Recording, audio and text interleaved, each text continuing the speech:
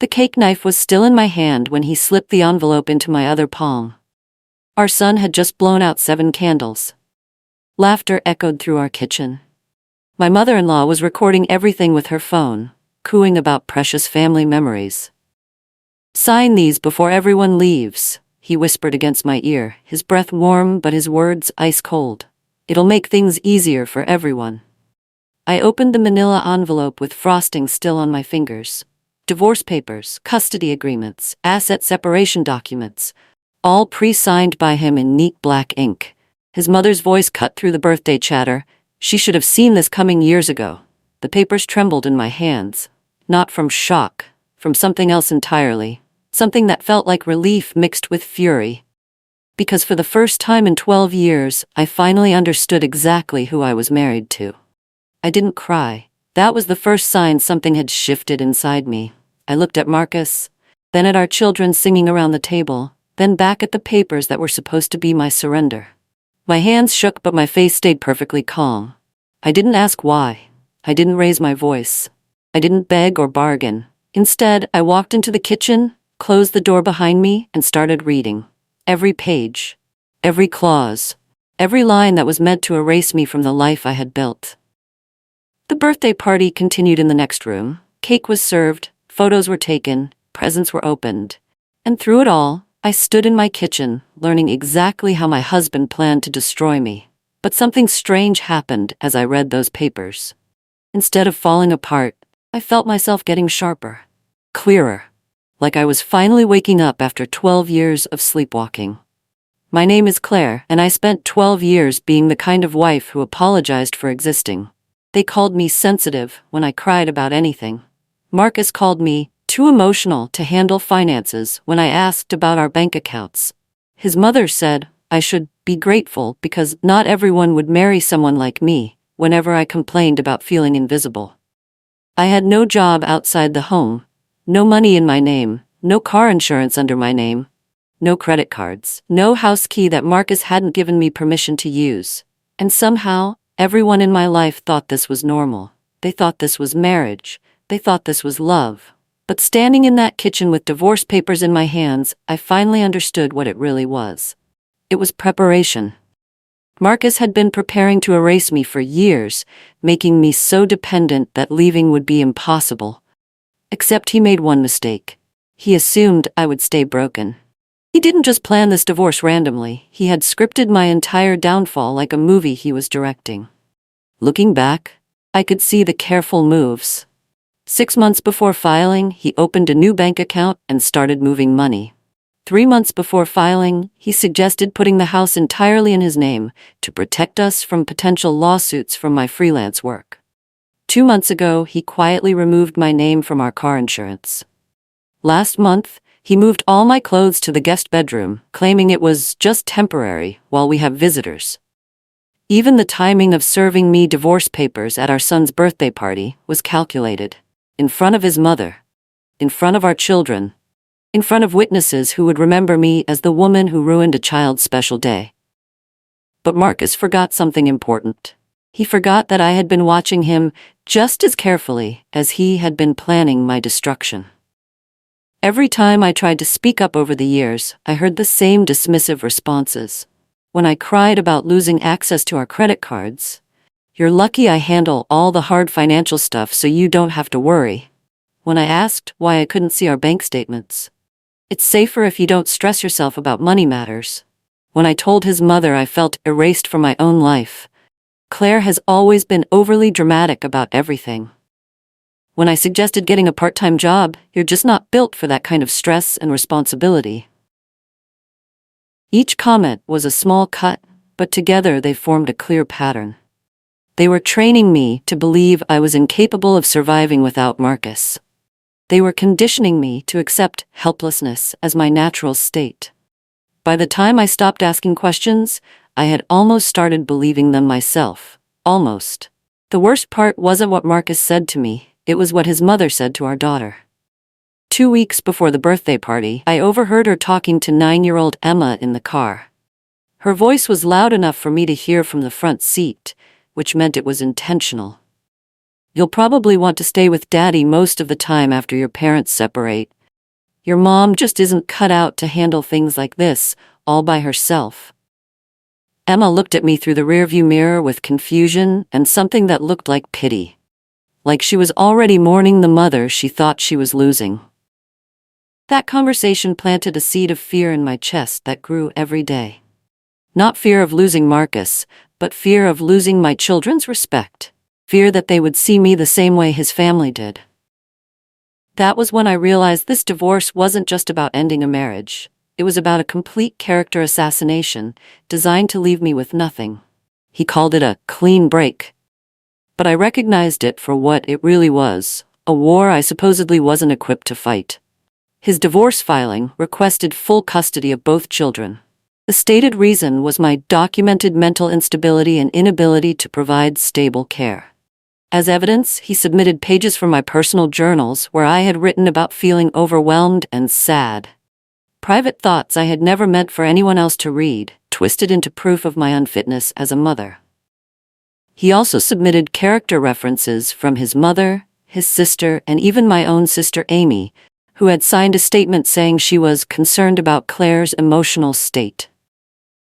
By the time I understood what was happening, Marcus had already convinced half my support system that I was having some kind of nervous breakdown. And the worst part was that nobody had bothered to ask me if any of it was true. I was apparently the last person to know that Marcus had been preparing everyone in our lives except me. His lawyer had been working on the case for months. His parents knew. His siblings knew. Even my sister Amy admitted she had known he was planning to file. "I didn't want to get in the middle or pick sides," she said when I confronted her. "I thought maybe if I stayed neutral, I could help you both through this." But silence isn't neutrality. Silence is complicity. And by the time I realized how isolated I had become, Marcus had already positioned himself as the reasonable spouse dealing with an unstable wife. The only person who hadn't known about the divorce was the person getting divorced. Me. That night, alone in what used to be our bedroom, I made a decision that would change everything. Instead of falling apart the way everyone expected, I was going to start fighting back. But not the way they anticipated. I was going to get quiet.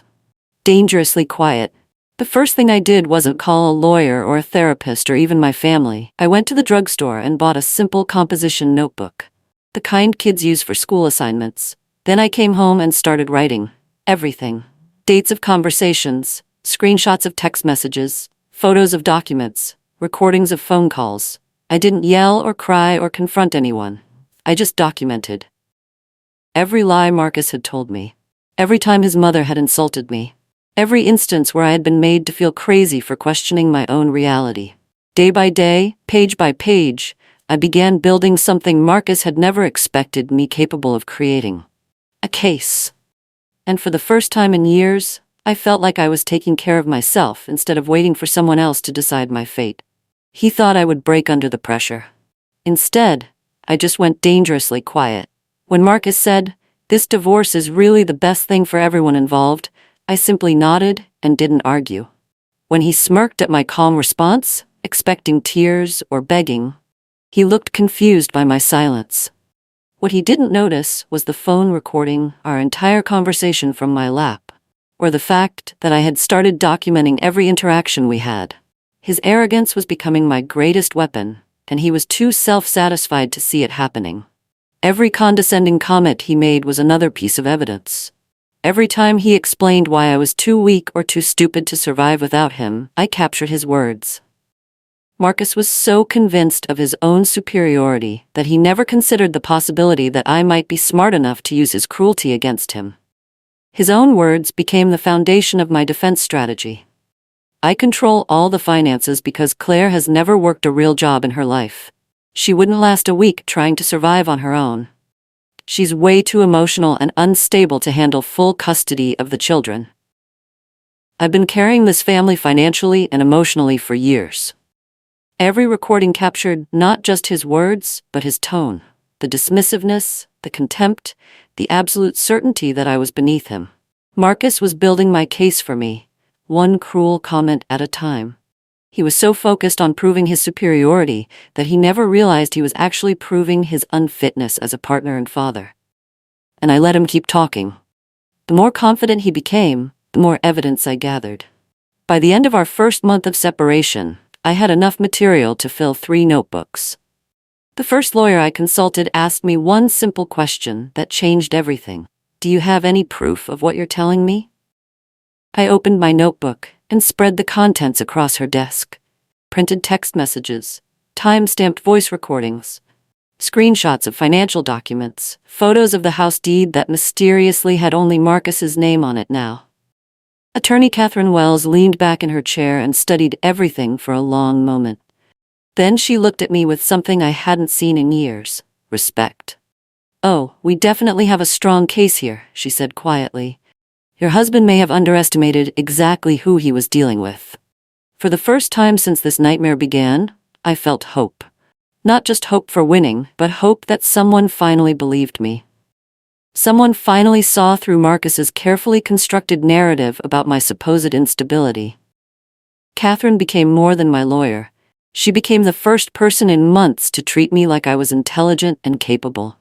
When Marcus filed for emergency custody, claiming I was having a mental health crisis, I was ready with a counterattack he never saw coming. His motion was denied within 24 hours. Meanwhile, the judge ordered a comprehensive family assessment and requested detailed financial records from both parties. I submitted my meticulously organized documentation. 3 months of evidence, clearly labeled and chronologically arranged. Marcus submitted a collection of my social media posts from the past year, claiming that my captions about feeling tired and overwhelmed were proof that I was mentally and emotionally unstable. The court-appointed psychologist took one look at my evidence and one look at his flimsy character assassination attempt. After spending 2 hours interviewing me, she wrote in her report, "Ms. Thompson has been surviving in an emotionally abusive environment with remarkable strength and dignity. Her documentation suggests a clear mind and careful planning, not instability." His mother volunteered to testify on his behalf. It was the biggest mistake they made. Barbara Evans took the stand wearing her best dress and her most sympathetic expression. She spoke about my supposed emotional outbursts and described me as moody and unfit for motherhood. She used words like unstable and dramatic and incapable of handling responsibility. But when my lawyer played the audio clip of Barbara telling my daughter that I wasn't cut out to parent alone, the courtroom went completely silent. Even the judge looked disgusted as Barbara tried to explain why it was acceptable to undermine a child's confidence in her mother. "Mrs. Evans," the judge said coolly, "your testimony appears to be less about protecting these children and more about justifying cruelty." Barbara left the witness stand looking pale and shaken. Marcus looked furious, and I felt vindicated for the first time in years. I got a part-time job as a medical receptionist. Marcus called it a cute hobby. $15 an hour, 20 hours a week.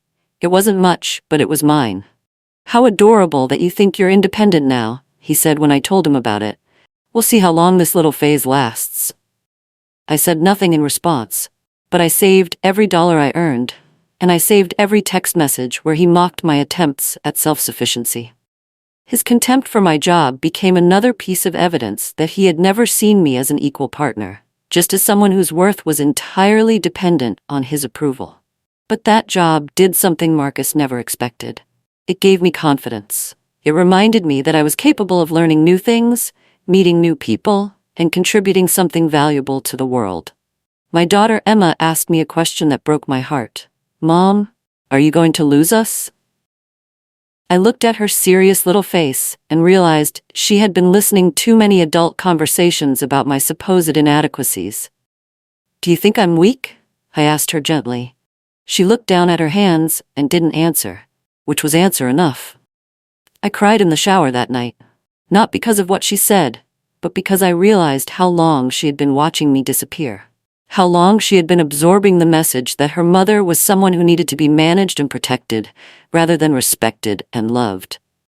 That was the moment I decided that winning this divorce wasn't just about me anymore. It was about showing my children what it looked like when someone refused to be erased.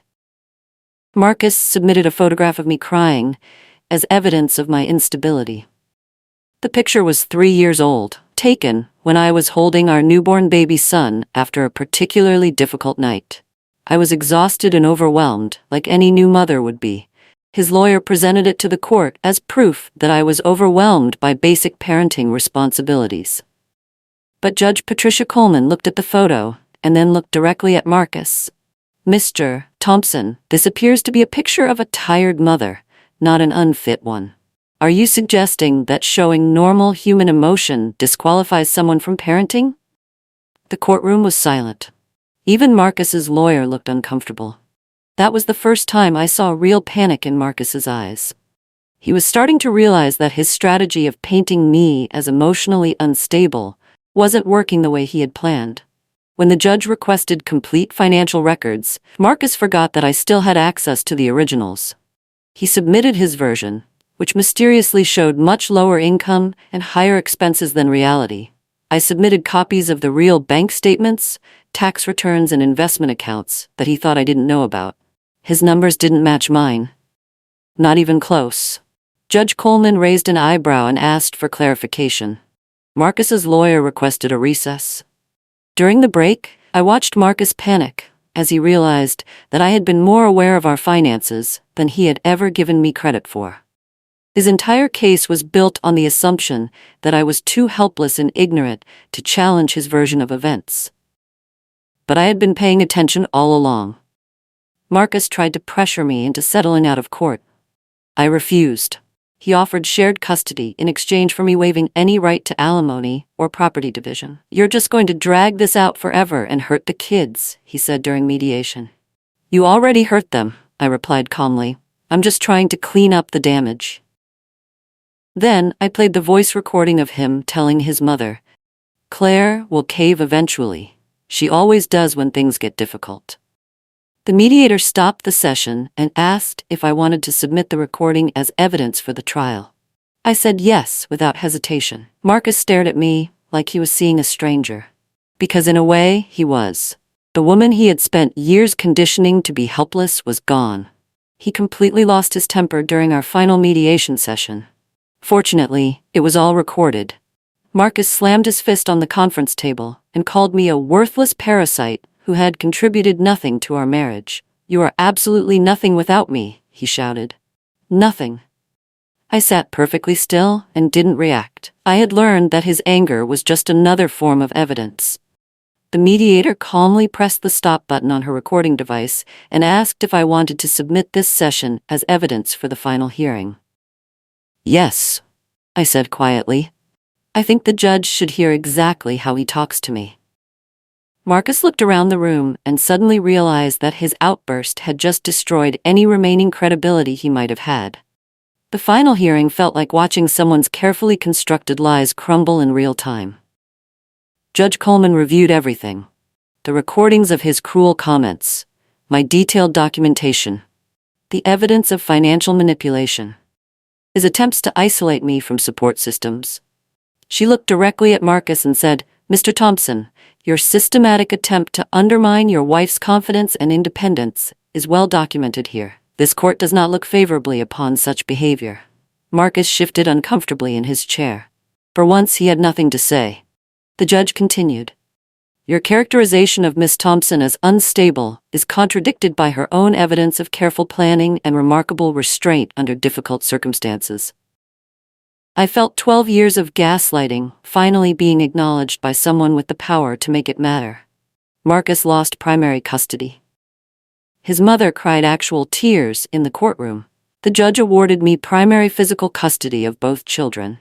Marcus would get supervised visitation for the first 6 months, with the possibility of unsupervised visits pending successful completion of anger management classes. Barbara Evans wailed so loudly that Judge Coleman had to ask her to leave the courtroom. Marcus looked at me across the room like he was seeing me for the very first time. And maybe he was. Because the woman sitting there wasn't the helpless victim he had spent years creating. She was someone who had refused to disappear quietly. "Mr. Thompson," the judge said, "your wife didn't just survive your attempts to diminish her. She documented them. and that documentation has saved her children from an unstable environment. I used my first alimony payment to put a deposit on a small apartment across town. It wasn't much, 2 bedrooms, 1 bathroom, a tiny kitchen, but it was mine. Completely and entirely mine. Emma and Tommy helped me pick out curtains and arrange the furniture. We painted the living room a warm yellow that made everything feel sunny.